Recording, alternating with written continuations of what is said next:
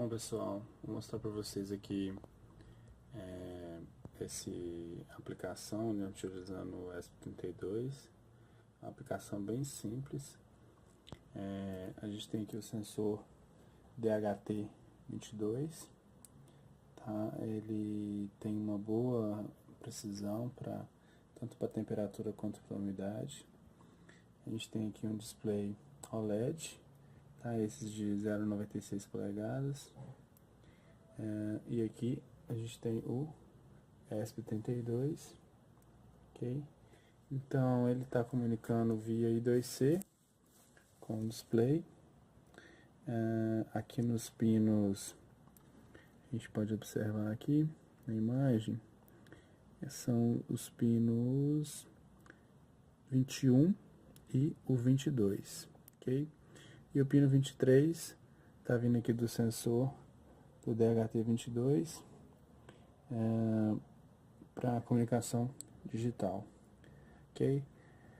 Tanto o sensor quanto o display estão sendo alimentados com 3,3 volts, provindos aqui do próprio ESP32. Então é isso, a montagem do protótipo ela é bem simples, não tem nenhuma complicação. Lá no site de Tron Labs vai ter todo o esquema de montagem.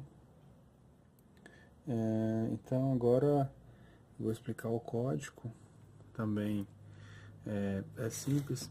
E aqui é uma observação que o ESP32 está conectando na internet, né, via Wi-Fi, para poder pegar os dados da hora via um servidor NTP. Então aqui no display eu estou mostrando a hora que está vindo da internet, tá?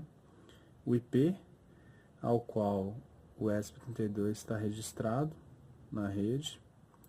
E aqui na parte de cima estou mostrando a temperatura e a umidade relativa do ar neste momento, tá? Que estão sendo coletados aqui do sensor DHT22, ok?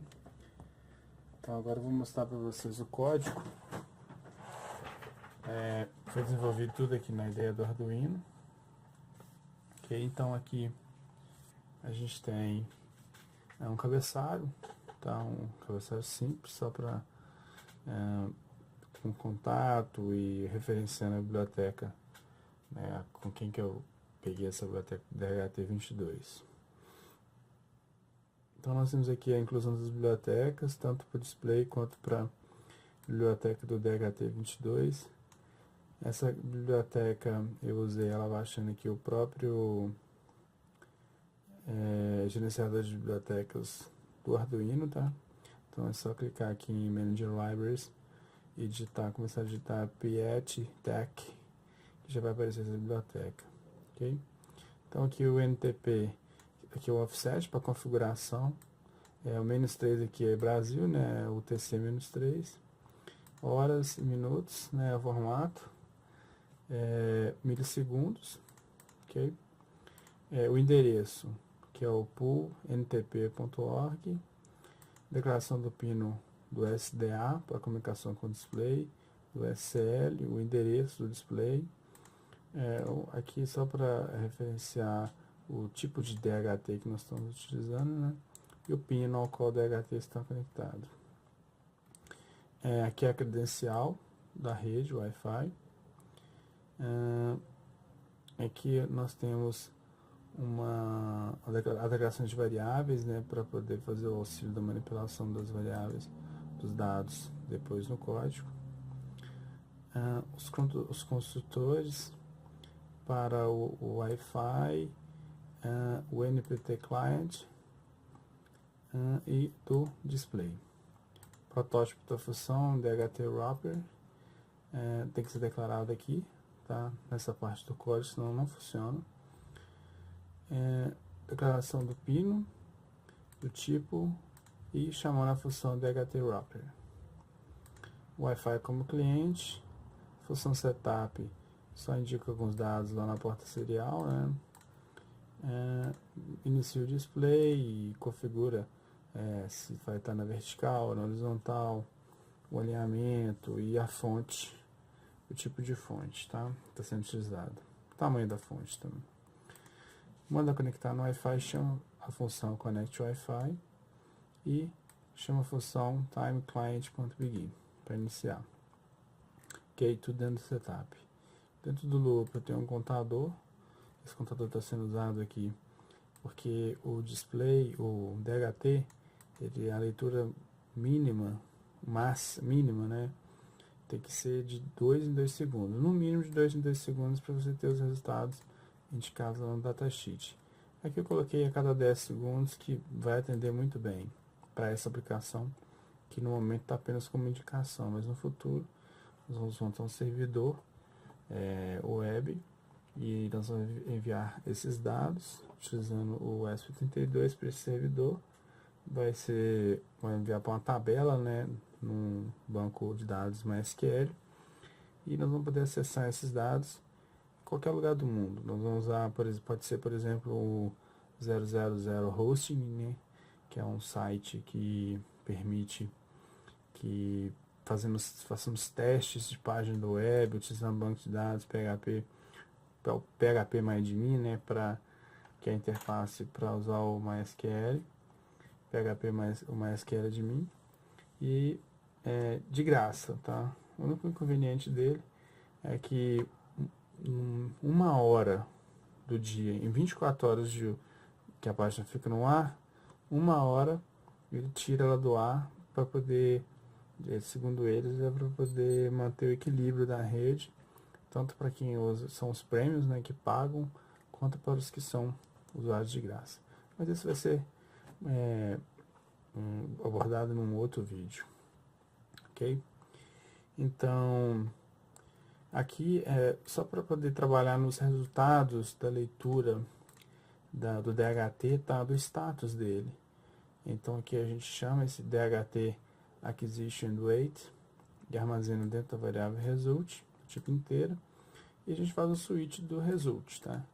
Se for ok, ele mostra ok na serial print. Aqui tem alguns mais utilizado para debug, ok?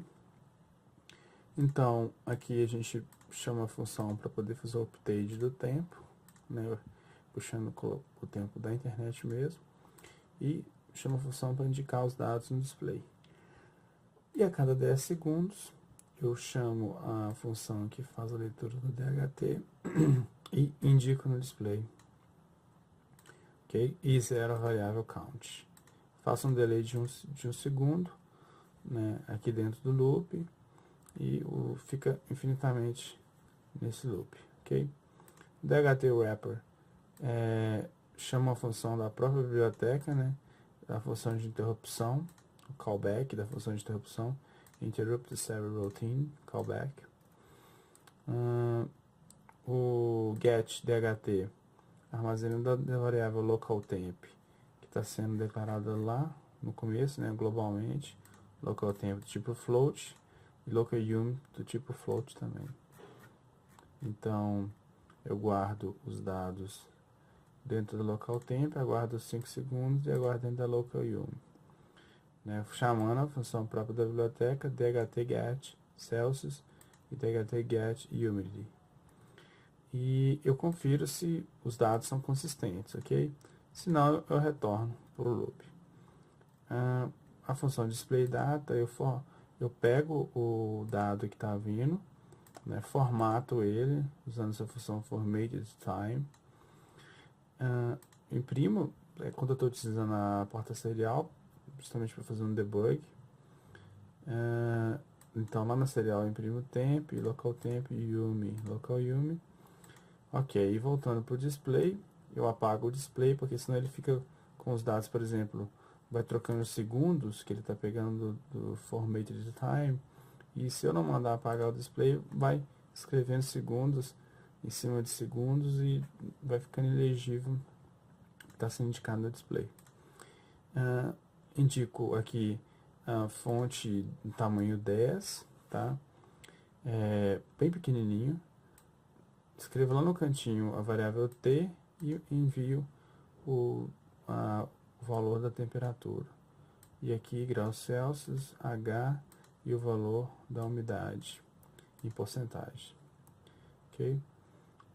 Aumenta um pouco o tamanho da letra e eu escrevo a hora formatada, hora, minutos e segundos, com os 2 pontos entre esses dados, ok?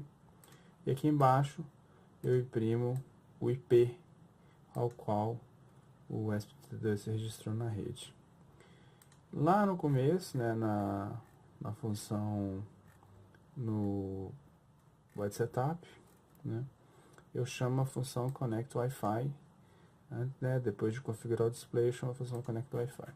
Então, quando eu chamo aquela função, ele pula aqui para Connect Wi-Fi.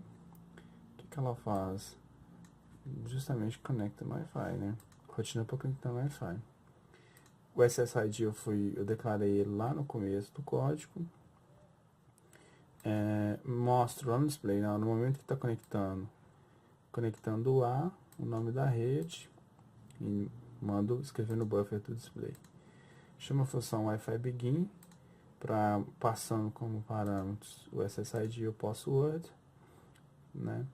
E eu aguardo até que a conexão esteja estabelecida, tá? E fico aqui imprimindo pontinho, esse pontinho abaixo do nome da rede, ok? Quando conectar, eu saio desse while e eu venho aqui e mostro no display Wi-Fi conectado, ok? Com o tamanho 16 de letra. E o IP, ele é formatado aqui nessa parte. Eu pego aqui o índice 0, 1, 2 e 3 do IP, monto uma string e envio para o display, ok? E eu mostro aqui na saída serial Wi-Fi conectado, o endereço IP, o endereço mesmo, a máscara de rede, subrede e gateway. Máscara de rede e o gateway, né? O endereço do gateway. E eu aumento o tamanho da letra para 16, né? Na verdade já estava 16. Se ele não estiver conectado, né? Else, se estiver conectado, eu informo que está conectado. Se não estiver conectado, eu falo que não está conectado no display. E no local da string IP string eu coloco não conectado, justamente para o usuário ver que não conseguiu conectar no Wi-Fi. Imprimo na serial também, aguardo um segundo, só para não ir direto, e já aqui no caso, né, essa função Wi-Fi Connect é chamada somente uma vez, Connect Wi-Fi, chamada somente uma vez lá no setup. Então, como a gente pode observar, o código é bem simples, tranquilo, não tem nenhum segredo. Esse é o primeiro vídeo do ESP32 e muitos vídeos virão porque esse cara é muito poderoso. Opções de trabalho com ele são infinitas. O que tem que ser feito é melhorar as bibliotecas e permitir que a gente faça trabalhos mais complexos, utilizando a ideia do Arduino ou até mesmo uma outra ideia. Ok, pessoal, então é isso. Qualquer dúvida vocês consultem lá no editorarms.com, que é o blog, vai ter uma parte escrita legal lá, explicando sobre o sensor de DHT, sobre o display, comunicação com o sensor, e o próprio ESP32 dando um overview de tudo isso, ok? Um grande abraço e até mais.